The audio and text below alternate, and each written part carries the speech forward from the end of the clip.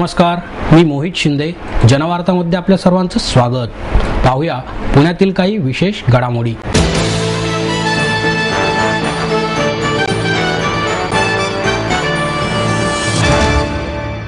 हिंदुस्थानी शास्त्रीय आणि नाट्यसंगीताच्या वैभवाची रसिकांना पर्वणी देत ताल आणि सुरांनी स्वरझंकार कार्यक्रम रंगला. निमित्त होते सतीश दोंडेबा मिसाळ प्रतिष्ठान आणि व्हायोलिन अकादमीच्या वतीने आयोजित पर्वती स्वरझंकार संगीत महोत्सवाचे. प्रसिद्ध गायक राहुल देशपांडे, मंजुषा कुलकर्णी यांचे जादुई स्वर आणि जगप्रसिद्ध तालवादक आनंदन शिवमणी, पंडित अतुलकुमार उपाध्ये, पंडित मुकेश जाधव आणि पंडित अतुल रनिंगा यांनी आपल्या कला सादरीकरणाने रसिकांना कलेच्या अलौकिक सामर्थ्याचे दर्शन घडवले.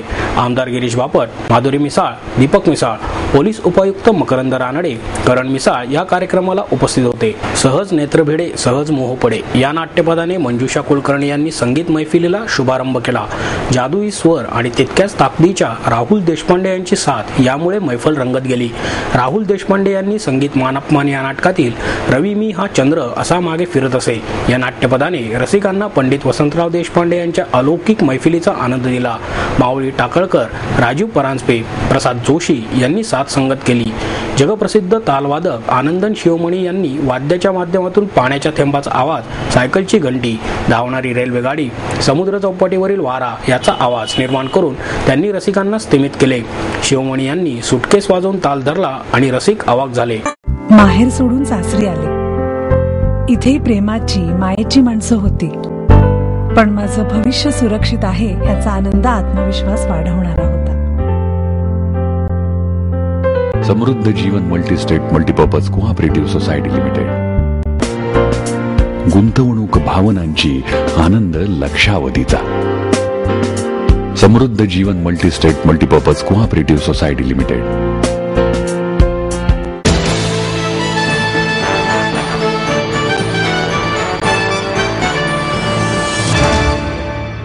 कैलासवासी मदनलालजी छाजेड यांच्या स्मरणार्थ भव्य रक्तदान महायज्ञाचे आयोजन करण्यात आले आहे.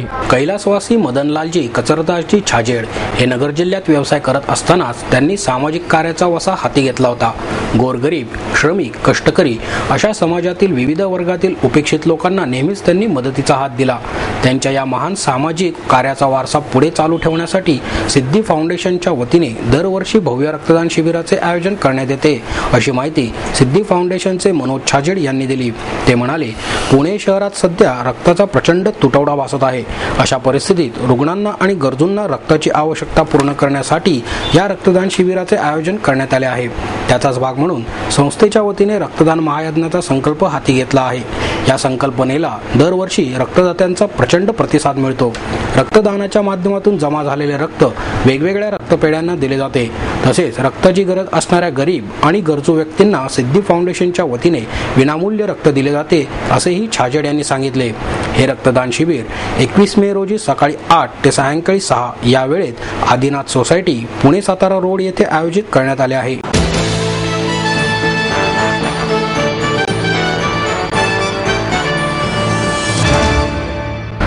शहराच्या जुन्या हद्दीचा विकास आराखडा लादण्याचा प्रयत्न सरकारने केल्यास रस्त्यावर उतरून जनजागृती करू, असा इशारा भाजपचे प्रदेशाध्यक्ष देवेंद्र फडणवीस यांनी दिला.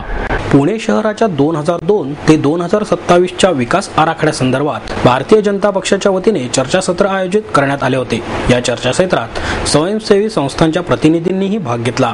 यावेळी भाजपचे आमदार गिरीश बापट, आमदार माधुरी मिसाळ, आमदार भीमराव तापकीर, महापालिकेतील गटनेते अशोक येनपुरे, ज्येष्ठ नेते अनिल शिरोळे, अण्णा जोशी, योगेश गोगावले, माजी मंत्री दीपक कांबळे व्यासपीठावर उपस्थित होते. कायद्याने विकास आराखडा रद्द होऊ शकत नाही, पण आराखड्यात योग्य ते बदल घडवून आणणे हाच पर्याय आहे. स्वयंसेवी संस्थांच्या प्रतिनिधींनी प्रस्तावित आराखडा रद्द करण्याची मागणी केली. त्यामागे प्रश्नांची उकल व्हावी अशी भावना आहे. त्यादृष्टीने इतर पर्याय देताना भाजप प्रयत्न करणार असल्याचे आश्वासन फडणवीस यांनी दिले.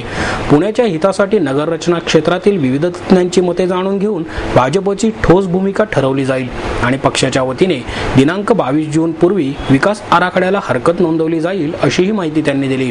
विकास आराखड्याच्या अंमलबजावणीसाठी राज्य शासनाने आर्थिक तरतूदही करणे आवश्यक आहे असे मत फडणवीस यांनी व्यक्त केले. विकास आराखड्यातील उपसूचना व्यक्तीसमोर ठेवून करण्यात आल्याचा आरोपही त्यांनी केला.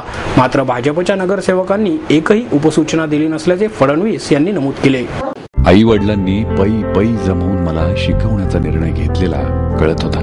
माझ्या उच्च शिक्षणासाठी त्यांनी मला कायमचा आधार मिळवून दिला होता. त्यांनी स्वतःसाठी कधीच काही केलं नाही, पण माझ्यासाठी Samruddha Jeevan multistate multipurpose cooperative society limited.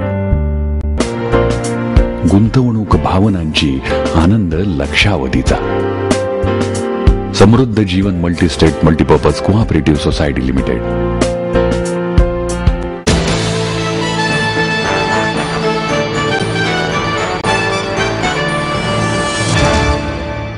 National harmony 2013 हा महोत्सव 21 मे पासून सुरू होणार आहे. सांस्कृतिक विविधतेतून राष्ट्रीय एकात्मता साधण्याच्या उदात्त उद्दिष्टाने अखिल भारतीय सांस्कृतिक संघाने आयोजित केलेल्या नॅशनल हार्मनी 2013 या राष्ट्रीय बहुभाषिक नाट्य, नृत्य, संगीत महोत्सवाचे उद्घाटन जागतिक सांस्कृतिक विविधता दिवसाच्या औचित्याने 21 मे रोजी सकाळी 11:30 वाजता टिळक स्मारक मंदिर येथे विख्यात गायिका, नाट्य अभिनेत्री जयमाला शिलेदार यांच्या हस्ते होणार असून यावेळी पुण्याच्या महापौर वैशाली बनकर यांच्या उपस्थितीत होणार असल्याची माहिती अखिल भारतीय सांस्कृतिक संघाच्या अध्यक्षा रत्ना वाघ यांनी पत्रकार परिषदेत दिली. यावेळी सांस्कृतिक संघाचे सचिव हेमंत वाघ, आकाशवाणीचे निवेदक संजय भुजबळ, अमोल खरे आणि श्याम भुरके उपस्थित होते. महोत्सवाचे हे 9वे वर्ष असून सर्वाधिक स्पर्धकांच्या सहभागाबद्दल सर्वात मोठी स्पर्धा म्हणून लिम्का बुक ऑफ रेकॉर्ड्सने या महोत्सवाची नोंद घेतली आहे. या उपक्रमाला युनेस्कोच्या सांस्कृतिक विभागाचे सहकार्य लाभले आहे. नॅशनल हार्मनी 2013 मध्ये देशातील 18 राज्यातील 8000 कलाकार एकूण 1600 कार्यक्रम सादर करणार आहेत.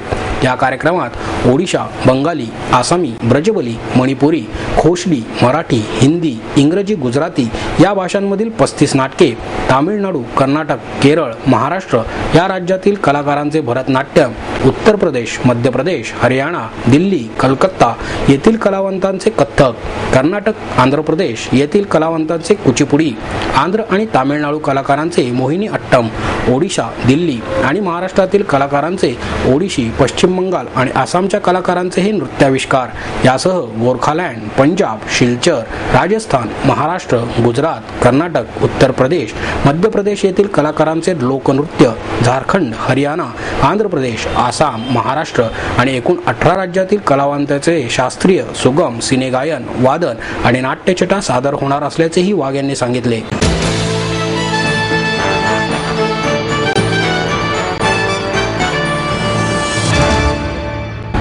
संरक्षित क्षेत्राच्या हद्दीत परस्पर बदल केल्याचा आरोप पुणे बचाव समितीच्या वतीने करण्यात आला. पाषाण आणि सुतारवाडी या सेक्टरमध्ये high energy material research laboratory हे संरक्षण खात्याचे क्षेत्र आहे.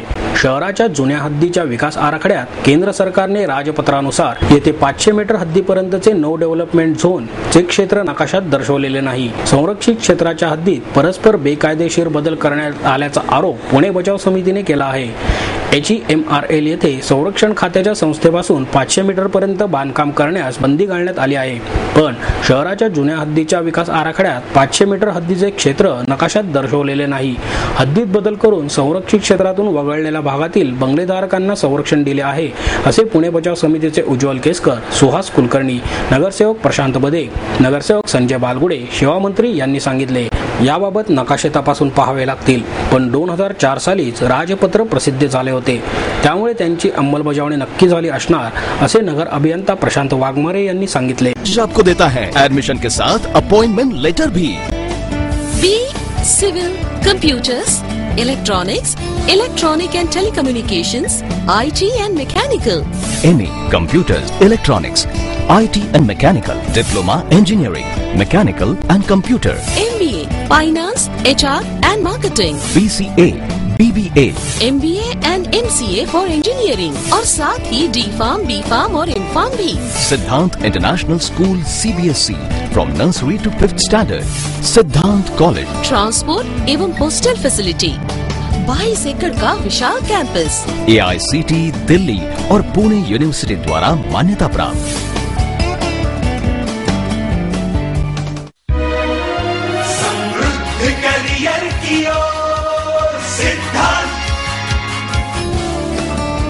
सिद्धांत कॉलेज सुदुमरे पुणे। एडमिशन के लिए आज ही कॉल करें या लॉग ऑन करें।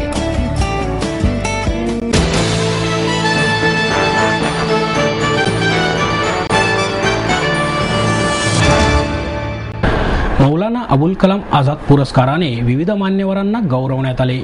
महापालिकेच्या वतीने देण्यात येणारा 2011चा भारतरत्न मौलाना अबुल कलाम आझाद पुरस्कार ज्येष्ठ विचारवंत रावसाहेब कसबे आणि विद्यार्थी सहाय्यक समितीला, तर 2012चा पुरस्कार काझी मुश्ताक अहमद आणि मुस्लिम समाज प्रबोधन संस्थेला महापौर वैशाली बनकर यांच्या हस्ते प्रदान करण्यात आला।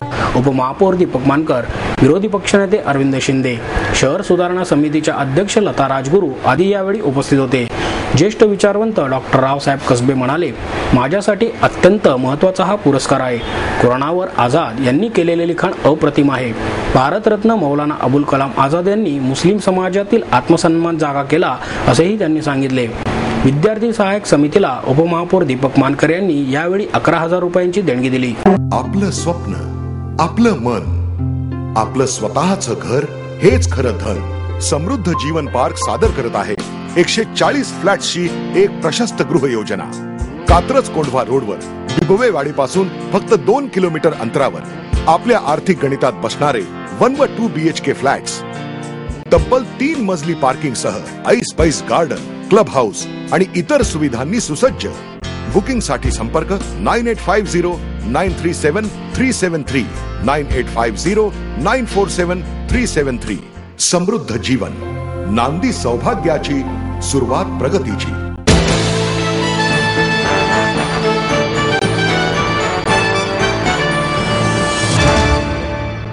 आणि याबरोबरच हे बातमीपत्र संपलं। पुन्हा भेटूया उद्या याच वेळी। नमस्कार।